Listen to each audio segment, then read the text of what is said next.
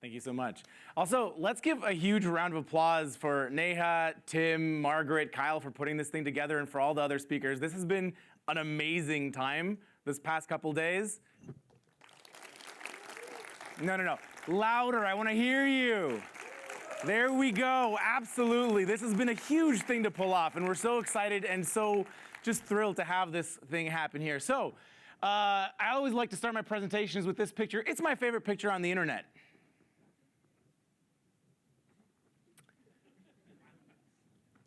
What?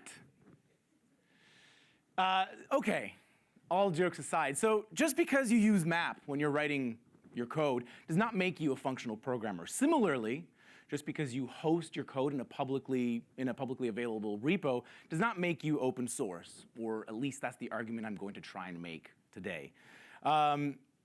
My name is Roux. Hello, everyone. I work at Mozilla, and while I'm not representing Mozilla today, a lot of the stuff that I will be talking about is kind of inspired by my work there and my time there. So let's set the scene first and foremost. A long time ago, back in the days of yore when they wrote code in punch cards and stuff, proprietary software was not that big of a thing. In fact, most of the time, it was a spirit of open collaboration and open sharing. Time passed, as it is wont to do, and capitalism is a thing. So proprietary software became the de facto standard of our industry, and our industry became an industry. However, that spirit of collaboration was kept going on in what was called the Free Software Foundation. And their basic tenets were, first of all, software should be free, but also software source code should be available, it should be rewritable, and it should be redistributable. And our version of modern open source code actually comes from a reaction of a lot of people to those principles. They were like, whoa, this is too radical. We want some limits on that. Now, I'm not here to talk about everything in open source. It's a huge subject, and there's too many hot takes and too many complicated issues. But I want to talk about one thing. I'm like pointing one thing, and then I'm also doing one thing here. Weird. I want to talk about one thing which I think has sort of become a bit rare in the open source community, and that is community. Now, certainly there's places where communities are healthy and thriving and great, but there's too many places that say, hey, we're open source, and all that means to them is our code is hosted on a publicly available repo. That's not really open source. And the argument I want to make for that is, so my background is in philosophy, and I've come to believe that one of the most meaningful and fulfilling experiences that a human being can have is to be of service. And by of service, I actually mean to be the instrument through which someone else experiences meaningful personal growth, or deep meaningful personal growth, or maybe even profound meaningful personal growth, and meaningful to them. That's a tall order. That's a very aspirational goal, but to me, the goal of a community, of a society, is nothing if not that. And so, how do you begin to put a community together? Unfortunately, in open source, there has to be a starting point of this thing, which is a bit of a sad reality, but it is the reality we live in. You have to have a product that people want to help you fix, that people want to make better, and so on and so on forth. So in a way, it's the most important thing in open source. Paradoxically, once you have built a community, it is also kind of the least important thing. The product is ancillary. The community is actually what brings people back. It's the thing that makes people want to stay, what makes people want to contribute. At Firefox, on Firefox iOS, we were kind of lucky. We kind of cheated that. People want to contribute to Firefox. It's a well-known brand, privacy. People trust Mozilla. So we did a little bit of cheating on that front. However, this is where you kind of begin. But aside from this is kind of the unimportant stuff. How do you actually begin to build a community? And I think the answer lies in tension. Because ultimately, contributing to open source is actually an antagonistic relationship, right? You have something that you're like, I have something I care about, and I'm going to write some code and fix some stuff. And then I'm going to make a pull request to a group of people or a person who are then going to rain judgment on my code. Is it good enough? Does it meet certain standards? Do they like it? Are they in a good mood today?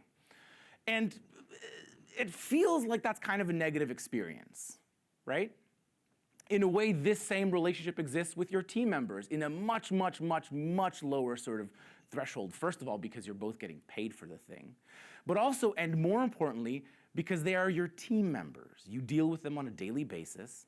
They are human beings. They're not just a name on a pull request that you've never seen before that you can just be like, whatever, a couple of minutes.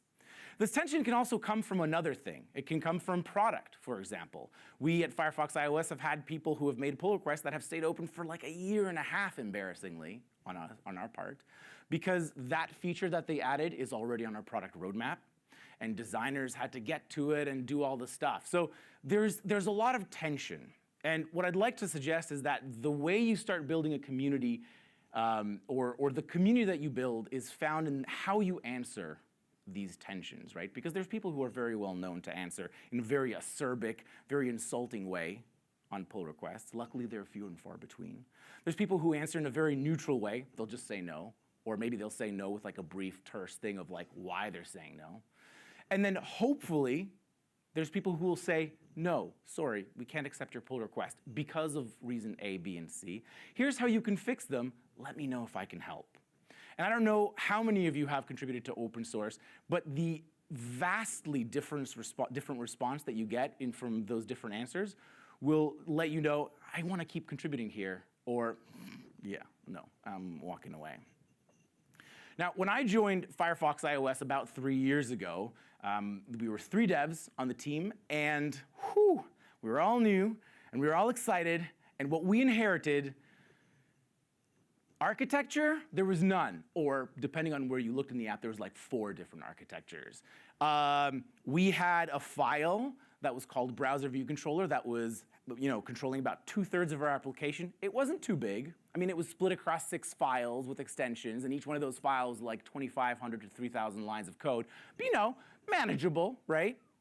We had a file that I recently discovered where we defined basically all the, sort of the ground sort of functional programming operators, and then they were used in that file once and nowhere else in the code base.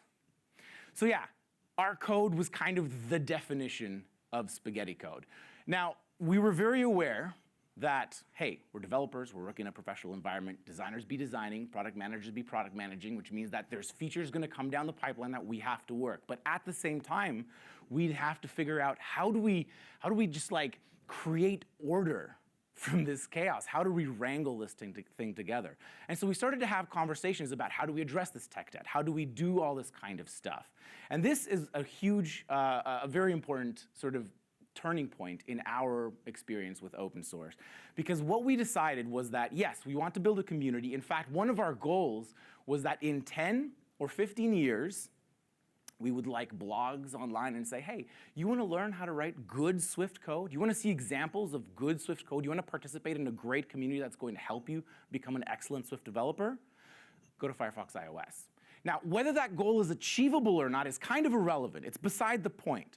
The point is that we took that as one of our guiding principles, which meant that, because you can't have just one person going and reviewing contributor PRs. You can't just have one person being in the issues answering them. You can't just have one person checking matrix for what people are communicating. It needs to be a team effort because this takes time. And especially because what we wanted to do was create an inclusive community where if you make a pull request, and I'm, for example, and this has happened to be multiple times, I'm working on the same thing. So you've made a pull request on something that I'm already working on. I'm going to take the time to say how much of your code can I actually use and still give you credit for that. That takes a lot of time because sometimes you have to change some things around. Now, there are standards. That antagonistic relationship is actually healthy, right? It's healthy because code should have standards. You should care a lot about your code. Otherwise, it's going to end up in the hot mess that we kind of found it, right? But having that team buy-in is so important from the ground because it informs a lot of the decisions that you start making at the beginning of how to tackle that tech debt. So what we get to then is kind of our experiences of what it takes to build a community. Are we where we want to be? Good Lord, no. We are very far from it, in fact, but we are on that beginning path. So what did we find are our recommended requirements? First of all, having a code of conduct is incredibly important. I absolutely loved the fact that Kyle put the slide up of like no sexism, no ableism, and so on and so forth, not just because of the things that actually were on the slide, but because of the things it implies. We want to build we want to have here a tolerant conference. We want to have a tolerant community. But that also implies, right, the paradox of tolerance, that also implies that we want to be intolerant of intolerance, right? And we want to be able to sort of point out that behavior in not an annoying and angry and sort of way, and slowly guide people to becoming better. Slowly guide people towards understanding that, hey, you're dealing with people just because you think you're a genius at code, and you may well be. In fact, I've learned so much from people contributing to our code base. Doesn't mean that you can be an ass. Doesn't mean that you can behave in whatever sort of way. And it's so important to set those examples for every developer on the team and every maintainer that's there, right? Another recommended requirement, have a code of contribution, right? Have contribution guidelines type of thing. You'd be like, oh yeah, that's totally, that makes sense. So many open source projects don't actually have this. How do I contribute? How do I start? How do I build this thing properly? What are the hoops I have to jump in, right? For a long time, we were supporting both M1 and Intel builds, and I think we actually still do. And we had to have separate instructions for how to build that kind of stuff because we constantly got bombarded with questions of like, how do I build on Intel? It's not working on, or M1, this is not happening correctly, right? So those are kind of the minimum, but having those deep aspirational goals of what you want to do, right, is what's really needed. You want to have those goals that are going to push you to do more than just the bare minimum. And sometimes doing the bare minimum seems like all you can do because you will get asked the same question over and over and over and over again, and that kind of stuff. Timer's going so fast. And what you're going to find, essentially, is that once you start doing this kind of stuff, you're going to find that the product, like I said, was kind of the most important thing, and then it becomes a little bit less important. It's a little bit of a lie. The product is ancillary in the sense of, like, it's the thing that you're working on, but what your product as an open source community actually becomes is your investment in other people. Your investment in people who are going to learn how to code better, who are going to teach others how to code better, who are going to develop empathic skills and stuff. We have one developer, for example, on our team who used to be a contributor. That's an incredible success, I think, right, for allowing somebody to grow and develop in that kind of way. So in my opinion, yeah, to be open source is to invest in other people. And you know, to use the words of one of, I think, the greatest actors of this generation, Nicolas Cage, everybody's life has an impact on other people's lives. Normally, I would be like, all right, we're going to end this on a very deep, meaningful question, which is, what impact do you want to have? But what I actually want to end it with is to throw a challenge to you, right? I'd like you to take on the project of trying to build meaningful and aspirational communities to improve people and make them better than they are already, even if it's through code.